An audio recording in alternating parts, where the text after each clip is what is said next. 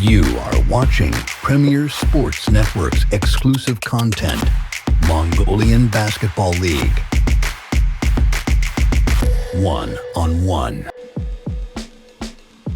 Hello, welcome to another episode of One-on-One. I'm your host Tumuruu, and today's episode features one and only Demarkus Казинс.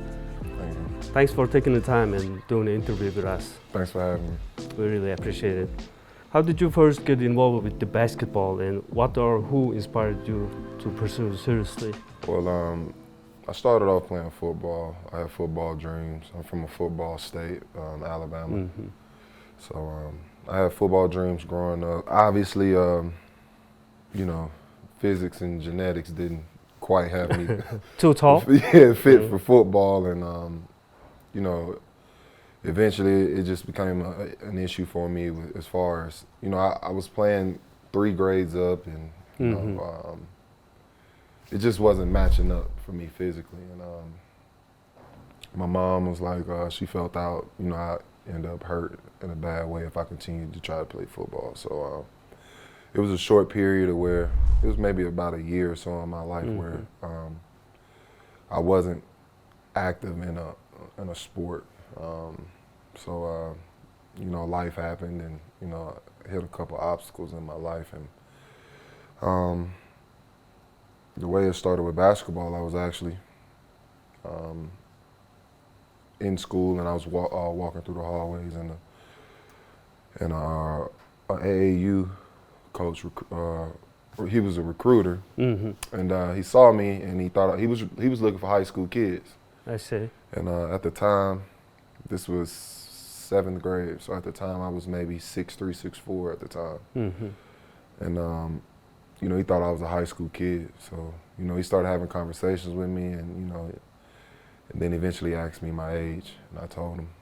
He was in shock. He was in awe. I was so tall for my age, and he applied the pressure right away. He invited me to a practice that evening. He ended up getting my mom's information, and it kind of started from there. And honestly, when it was presented to me, I was like, nah, I'm not really trying to do that. I liked basketball, but it wasn't something that, I thought was ideal for me. And, my mom was like, try it. If you don't like it, we'll stop, whatever. But she pushed me to try it. She also reminded me that I wasn't doing anything else. So, I went to the first practice, and I played basketball. I would play outside, I would play in the streets, things like that, but never like organized.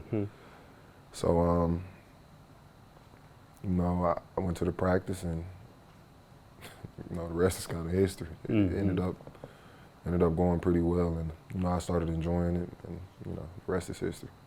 And in high school, your senior year, you selected to McDonald's All-American game.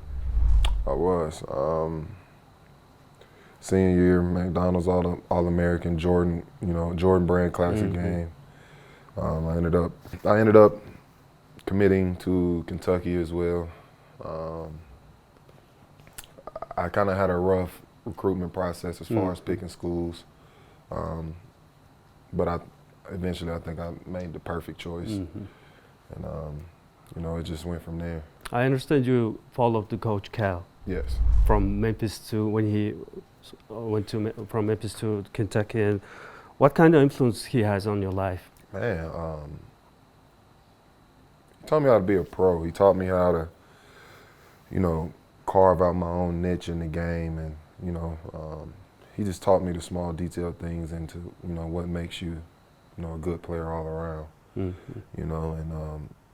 a lot of issues with players coming up is you see your favorite players and you copy all their incredible moves from highlights, but you don't copy the small detail things, how they get their teammates open, or the plays, the hockey assists, or the defensive stops in between.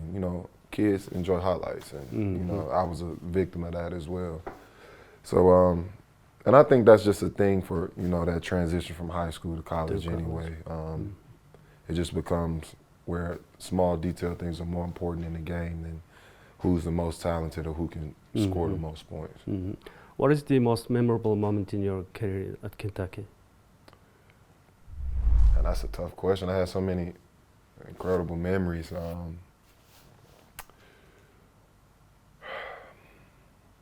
I would probably say my game time basket in the SEC tournament against Mississippi State. We were a young team that year. We had a lot of freshmen in our starting lineup, so we had a lot of bonehead, just young mistakes. Like we were super talented. You know, we could really play at a high level, but we were kids, and you know, we would have moments where it showed that we were young kids. And we ran into a veteran Mississippi State team that was really good that year. They kind of gave us trouble a lot that season. We played them, I want to say about 3 to 4 times that season. I might be wrong, maybe 3. But it was always a tough game every time. They matched up with us well. And like I said, they were just a veteran team.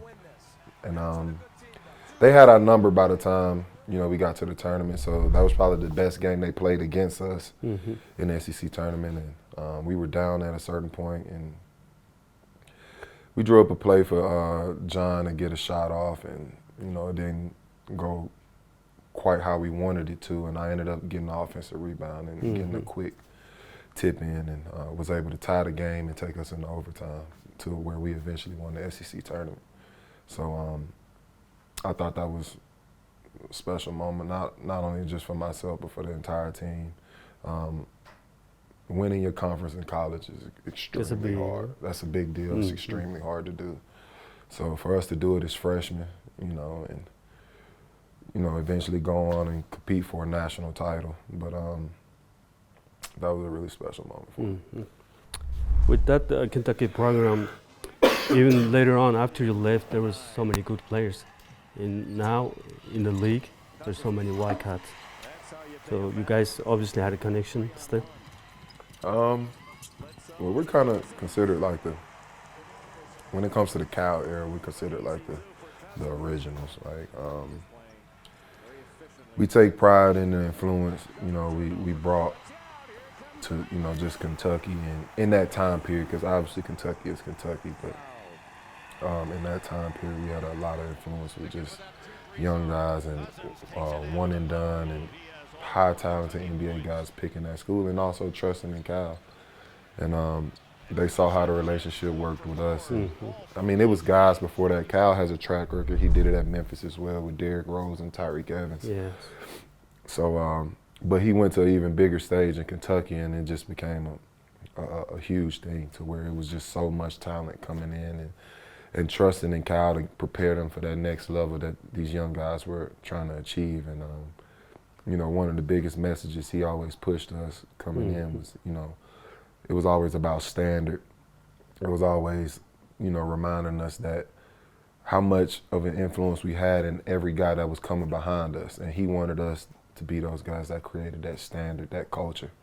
And, you know, it carried over for about a decade plus at Kentucky. And obviously it was a beautiful thing. And, you know, eventually Cal got a championship out of that. And man, it's just a long list of talented guys. And, you know, when you look at that list and you can, you know, say you were one of the people that started that, you know, that's an incredible feeling. That's great, that's great. And after college, when you come into the league, there were so many great big guys, like Duncan, Gasol brothers, Zebo. Obviously, Shaq was still there. Shaq was still playing, yeah. Man. How was it like playing against them the first time? Man, it was a slice of humble pie every night. And I was a guy in the West, so it was one night, it was, you know, the Gasol brothers or Zebo, you got Blake Griffin, you may have. And Amari at the Phoenix. Amari went, by the time, Amari was in New York at the time. Oh, yeah. But he still had Dirk. So it was a lot of time. LaMarcus Aldridge up in Portland. So every night it was a challenge, and every night you had to be ready to play. Yeah. No nights off. So I was thrown in the fire early as a young guy, as a rookie, and I had to learn the game fast. And I was also on a young rebuilding team for most of my early career. So it was a lot of situations where I was just thrown in the fire and I had to learn, in the midst of that. So, like I said, piece of humble pie every night. I heard that Melo was your favorite player growing up. He was. What was it like when you played against him first time in the league? He was an asshole, to be honest. Yeah? But that's the NBA. It's you grow up and you idolize these guys, and the next thing you know, they want to eat you They're alive. trying to rip your head off and score as many baskets as they can on you. Honestly, it was an incredible experience for me, and it was a moment of realization for me as well. Like, I'm really here. Like, this is the guy I grew up watching. This is it. I finally made it. So all of these thoughts were going through my head, and at the same time, it's like the same guy that I grew up watching. I also want to show him that I can be better than you, or whatever the case may be. So always a challenge playing against Carmelo. He's one of the most, and he just recently got inducted to the Hall of Fame. Yes. So he influenced a lot of people growing up. Just the size, the quickness, the versatility on offense, the rebounding ability. It was a lot he could bring to the game. Even his passing, that's something that doesn't really get highlighted in his game. But he had a lot of abilities on the floor. Yeah. And, me growing up, I was never comfortable just being the guy that played under the basket, and I kind of grew up in the era. Coming up, if you over 6'5", you automatically play center. Like, so, I was kind of hard-headed, and it kind of worked out in my favor because I was able to grow into my game and have so many different things I could bring to it. But I just didn't want to be that player that was just stuck under the basket. And obviously, that was part of the reason because I was watching Carmelo Anthony. So, yeah. To me, you were ahead of your time, because your ball handling skill at your height and also your passing skills. So how would you see yourself fitting in today's game? I think I could fit, perfectly fine. And, I played in this era a bit. And, I've had my moments of flourishing. But it's highlighted a lot more now. But, my last years, even my years in New Orleans, we were playing this type of basketball. I initiated the offense. It was me and Anthony Davis. I initiated the offense in Sacramento as well. So it was a lot of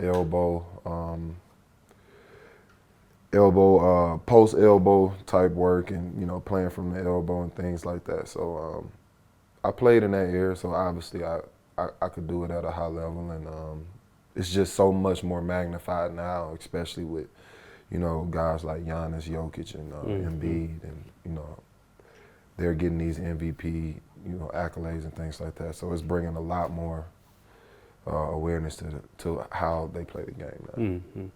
I used to try to draft you every year on my fantasy team, because you give everything: points, rebounds, steals, Smart assists, guy. blocks. So you were my favorite ones. Thank you, man. Thank you. What has been your favorite city or team for you? In my career? Yeah. Golden State was always cool, just to be in a first-class organization like that, competing for a title. Every year? Every year, stakes are so high, the responsibility it takes throughout a year, being around Hall of Famers, and Steph, Kevin Durant, Clay, Draymond, Andre Iguodala, a veteran-savvy locker room. Everybody's a vet. It was a really cool experience, and that was my first time in my career, at that point where I was actually, competing for something. So that's always a team that stands out for me. You mentioned the New Orleans just a moment ago. When you went to New Orleans, it was you and AD, also Rondo, and if you didn't get hurt that year, you guys should have made it special. I definitely think, we could have made a run. To say we would beat Golden State that year, it's in the air. I don't know.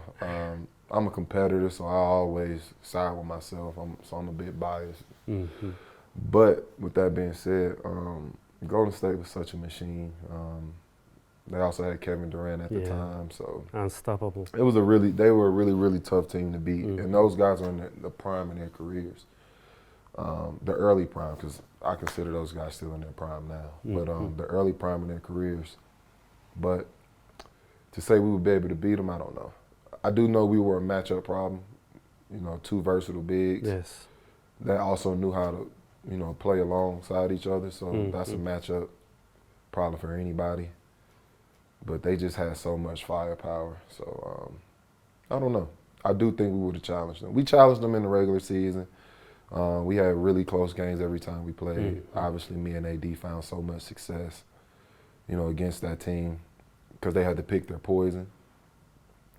But I don't know. That's gonna always be a hypothetical. I don't know. I don't know. Which teammate or coach has had the most impact on your growth as a player, and what did they help you?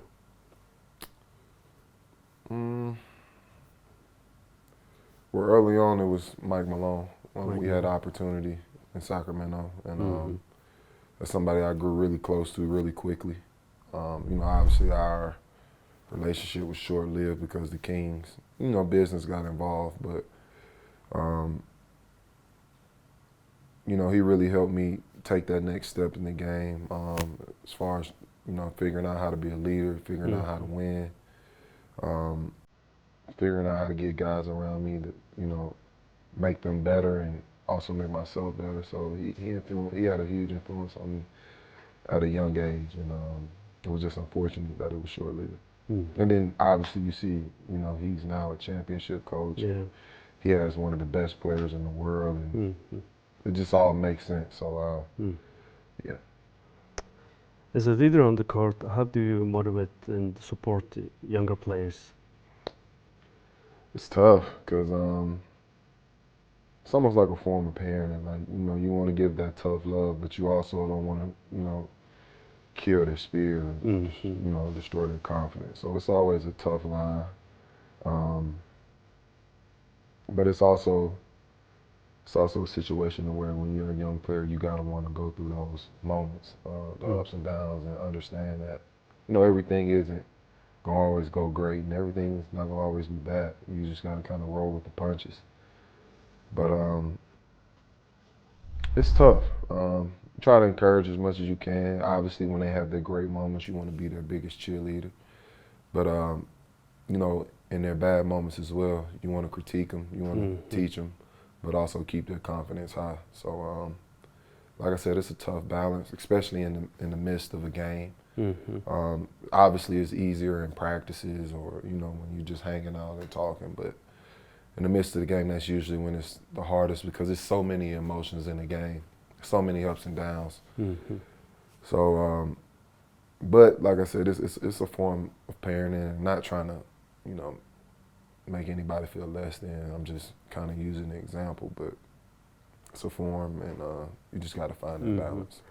What does leadership mean to you? How do you lead by example? Well, when you lead by example, usually it's usually without even saying a word. It's, how you carry yourself every day, how you, approach each game, each practice, each possession. I think also a form of leadership, I feel like the best form of leadership is when, things aren't going well. How do you present yourself? How do you, what's your approach to the game? What's your poise like? Things like that. So, and can you grab your guys and bring them up when they are down? Sometimes you have those moments. So I think it's a combination of all of those things, and obviously knowing when and how to use your voice. Sometimes you can lose a guy's ear by over talking or speaking too much to the point where it's just like, oh man, I'm tired of hearing this guy's voice. So just knowing the right times and picking the right times to use your voice and your influence. Know when you talk, right? Yeah. How do you maintain confidence in yourself in your game, especially during the tough times and setbacks? Well, the confidence comes from the work. I think it's foolish to just wake up and think you're good at anything. But when you put in the reps, you put in the time, you put in the work, the blood, sweat, and tears, it's hard for me not to be confident in my craft. I've been doing this since I was a kid. I've put in millions of hours just trying to perfect this game. So my confidence comes from my work. And then obviously my confidence grows from the results. I've had a lot of successful moments in this game from the time I started to now, present day. So the combination of reps and results, that's where I get my confidence from. There have been some moments when you had some on-court altercations or heated exchange with the opposing players. What do you think fans should understand from your side? It's part of the game. We're not out there to be friends when we're in the heat of the moment or competing. So, you know, to some people who never actually competed at something, it may be something frightening. And then others, they totally understand it. You know, it kind of gets their blood going. You know, to people that have actually competed at something. So, you know, it's all in competition. It's all on the floor at the end of the day. And, you know, may the best man win and just respect afterwards. That's how sports go. When things aren't going well, how do you stay focused on yourself and on your goal? Well, that comes with experience. Like, it's been so many of these moments. Like I said, I've done this for a very, very long time. And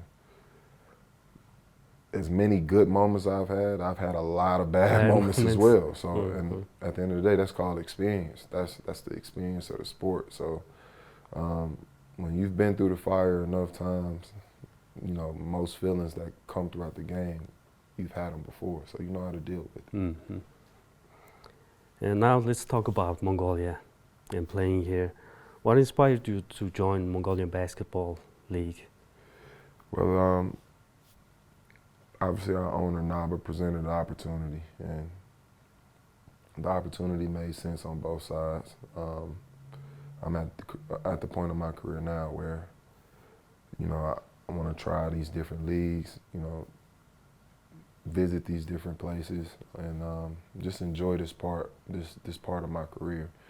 I've only started my basketball career at a professional level. I only played at the highest level. So, you know, doing this now has opened my eyes to the world. It's opened my eyes to the different competitors around the world. I've gained a new respect for, you know, every guy that has taken this route. But you know, I'm just enjoying this part and enjoying this part of my career, and you know, and just having fun playing ball. I still love it. I still love the grind.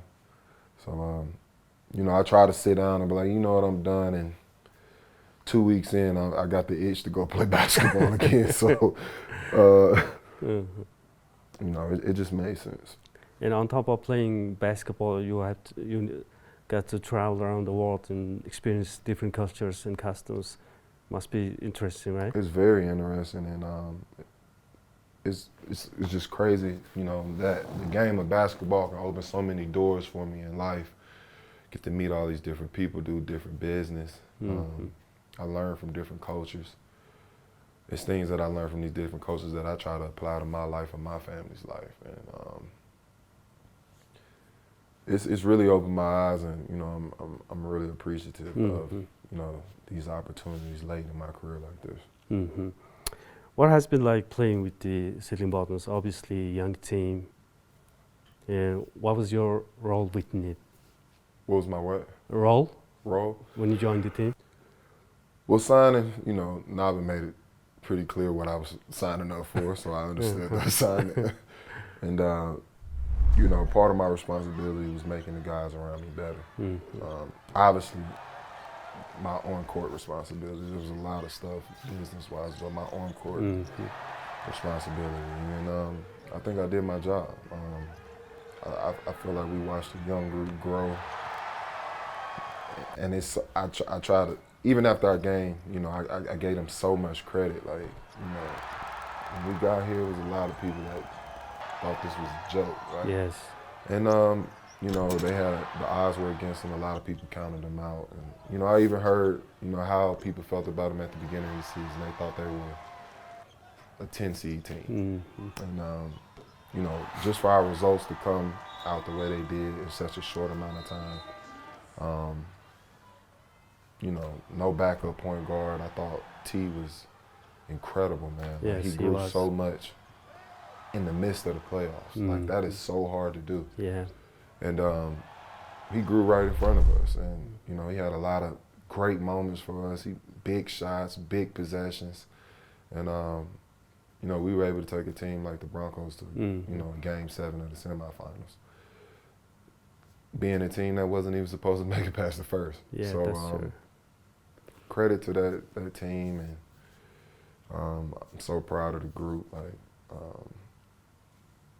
you know, regardless of the results, like, we left with our head held high because we knew we achieved more than just, you know, obviously the goal is to win the championship, but it was more so of a moral thing and just an individual and team thing to see how much we grew in those moments. So that was very special for us. Yeah.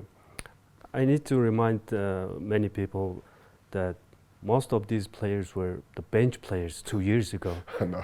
And this year they're playing with you and they're bringing the defending champions to the Game 7. I know. So that's a success itself. That's absolutely a success. Yeah. And, you know, fans can get caught up in the games and everything, but I think I think they really need to give these young guys credit with how much they've grown and also the amount of pressure they were under, and they were able to handle it. You know, I came in and I put pressure on guys. I wanted them to get better, and technically we played about 12 games together, and we were able to create chemistry and all that within 12 games in the middle of the playoffs. Yeah. So they deserve all the credit in the world. And many people just thought, just because you're here, they're now a championship team, you know? Nah, that's like, not how it takes works. the time. It takes the, it's still a team sport. Yeah, that's not how it works. Teams win championships, not individuals. Yeah. So you could have brought anybody in. That's not necessarily the case. How does the level of competition of Mongolian league compare to other leagues? Especially, you recently played with the Taiwan T1 league and won the championship there.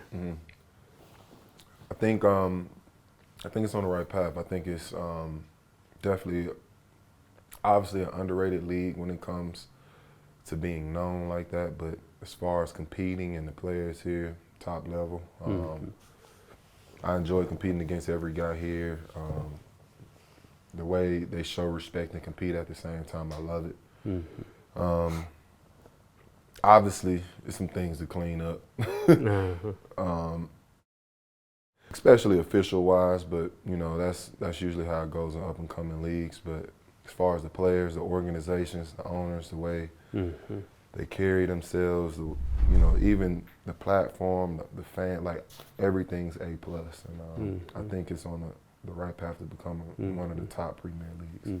Thank you. It's good to hear you. How was your first impression, the fans receiving?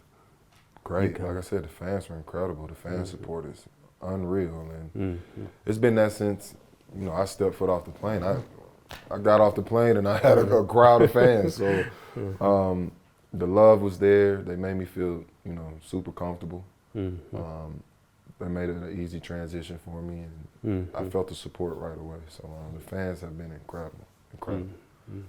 Even the people who doesn't watch the basketball, they try to watch your game, your team. They start following the Cheelain Bottoms. So that's the result. I did my job. Yeah, you did your job. Yeah. As one of the most high-profile players who joined our league, how do you hope to influence basketball in Mongolia and the younger players? Well, obviously, you know, I got a lot of respect from the young guys. I received some DMs just saying they were honored, you know, to be able to share the court with me and things like that. So, you know, that builds their confidence to be able to come and compete against me on a nightly basis. And, you know, some guys found success, some didn't, but at the same time, being able to share the court, that builds every individual's confidence. And it can, you just never know what that does for that next generation of hoopers. So I'm glad to see, you know, like I said, they all showed a great sense of respect, but they also showed that they were competitors and they, you know, they weren't afraid to come at me, which was, like I said, a great thing. I loved it. So, you know, I hope it grows their confidence. I hope it makes them want to work harder. Just keep growing as individuals, teammates, you know, professionals. And obviously I want to influence other guys that want to come out here and play in this league. So, you know, at the end of the day, we just want this league to continue to grow, to continue to find success. And, you know, hopefully Mongolia can one day produce their own NBA superstar. Yeah, we're waiting. So, and that's, you know, obviously that's the real plan at the end of the day. So I think everything is on the right track, and it's just about going through that process. Do you see yourself continuing your basketball journey here in Mongolia in the future? Man, I'm not gonna lie to you. I'm a little upset about that loss last night. So I am itching to, you know, come back and try to get me another championship, another chance at a championship. So I told you how I am when I get home. I just get that itch. So it's definitely a possibility. Absolutely. And Naba needs to improve the game roster. Me and Naba on the same page. So you know, like I said, I'm sure that itch is gonna come again. That's good. That's good. Are there any standout moments during your time here in Mongolia? Man, it was a lot. I mean, I talked about a lot of them. I would say the biggest was just the experience with my team, watching those young guys grow, watching them play, you know, meaningful basketball, play through tough possessions, you know, go through adversity. My guy JR, he took a lot of adversity early on in the playoffs because he was in a slump, and then to come out in the semifinals and play out of his mind. So it just shows the growth of the guys and the resilience. Like I said, the confidence grew with every game. I'm so proud of that group, and I could talk all day just about the different things we were able to achieve in a short time. But my best experience was watching my teammates grow the way they did. Especially with the JR, the last 3 games of the series. Oh man, he was incredible. Incredible. Yeah. Incredible. Now let's talk about your personal and future insights, future goals. I mean, beyond basketball, what are you most passionate about? Is there something you like to pursue after your basketball career? I'll continue to talk about the game. That's actually my plans to, you know, be behind the desk talking, you know, about the game of basketball, sharing my knowledge, sharing my experiences. So I'm already, you know, 1 foot in, 1 foot out in that field. Is, you know, as far as being a part of the media. So I'm sure that's the path I'll continue to. I watched a couple podcasts you did back in the States, so I think you have that angle, you know. Thank you, man. Yeah. Thank you. And what are the most important life lessons you learned playing professional basketball? Adversity. Life is full of it. The game of basketball is full of it. And obviously, you know, life's adversity is a lot more extreme than a silly game of basketball. But it's very similar. It's the habits that help you, you know, overcome life. You build good habits when you face adversity in the game. You can kind of translate that to life. So, and also just learning how to roll with the punches. You know, everything's not always gonna go your way. Yeah. Keep your confidence high, head high, and just keep it pushing in life. Being a professional athlete means you have to sacrifice a lot of things. Sacrifice as well, that's a great point. Obviously life is full of sacrifices. If you have a family, you know, having family is about sacrifices. You're sacrificing sleep, you're sacrificing work, you know, personal time. Missing kids' birthdays and yeah, holidays. it's a lot that, you know, comes with it. So all that translates. What do you think is the biggest misconception about you, and how would you like to change that perception about the people? I don't really give a shit. It is what it is. It is what it is. You can't please everybody in this life. you can do everything right and it's going to be somebody that dislikes it. So I don't really give a shit. Yeah. You mentioned your love of fashion in the past. How would you describe your personal style? And have you ever considered getting involved with the fashion industry? For me, it's all about comfort, what makes you feel good. I would say I'm kind of a moody dresser, if that makes sense. Some days I just want to be in sweats and a t-shirt and slides. So, it's about comfort, it's about mood. Obviously, out here in Mongolia, it's about the weather. It's too cold, too extreme. It's too cold, man. So it just depends. But I've played with the fashion game a little bit. I had a clothing line at an earlier part of my career. I kind of stopped doing it because I started focusing on other things. But I like to look nice. I mean, look good, play good, feel good. That's kind of the slogan I go by. So I like it. I do. You've been vocal about your community involvement. How do you see yourself using your platform to impact the community in a positive way? It's always about the influence. It's always about shifting the mindset. I come from a different type of background, a different type of community. And, if you don't really come from that community, it's hard to understand and even relate. But, the way I live life and the way I carry myself, my influence and my focus is on the people that come from, my type of background. And, shifting the mindset, preaching, practicing what I preach and also preaching what I practice. So that being said, I want guys to start thinking outside of the box. In my community, it's very limited on resources. It's very limited on what they consider successful. So all of those things wrapped in one.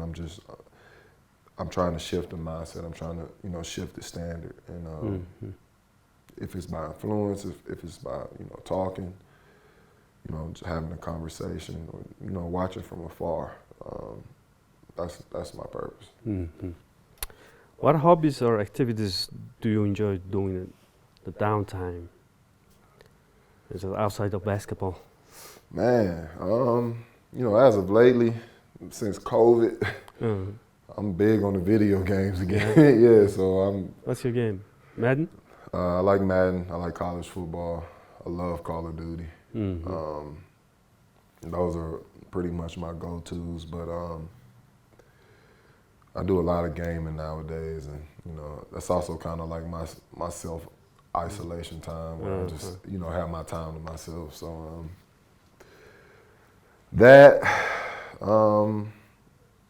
I love to hike. I like to be in the mountains and stuff like that. Yeah? Not these type of mountains. This is a little extreme.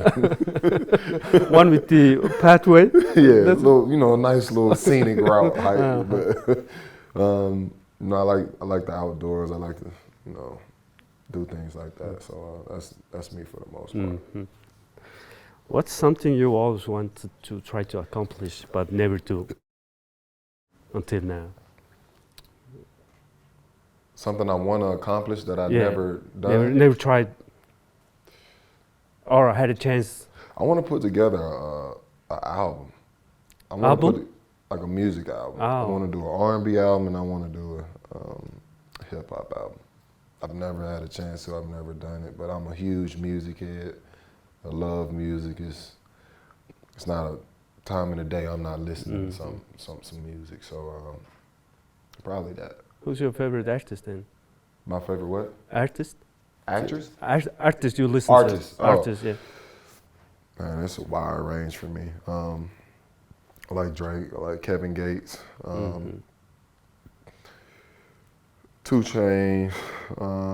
Man, I got a long list. So I said, I'm a real music head, so I could name artists all day. So, long list. I see. Now let's do some fun and personal questions. So If you could play one-on-one with any player in the history of the game, who would be and why? Well, for me, it would be a big man. I'm going with Wilt Chamberlain. Wilt Chamberlain. Yeah. And we all heard the stories, you know, the historic games and 100 points. Yeah, I need to see it in person. I need to see it in person, and I need to see how, you know, I line up against a guy like Wilt. So. And there's some crazy stats about Wilt, like 50-something points and 20 rebounds. I 25 assists and stuff. I got to see it in person. What is your pregame routine like? Is there any superstitions?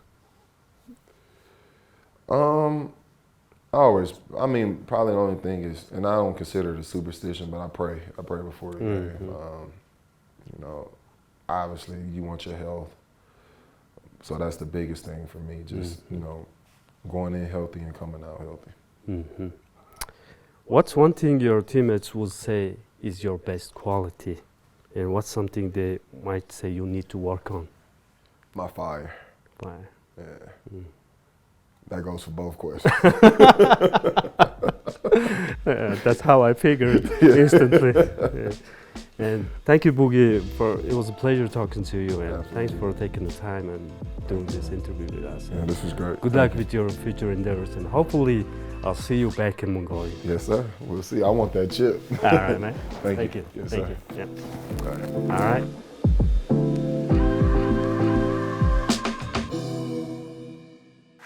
You are watching Premier Sports Network's exclusive content, Mongolian Basketball League.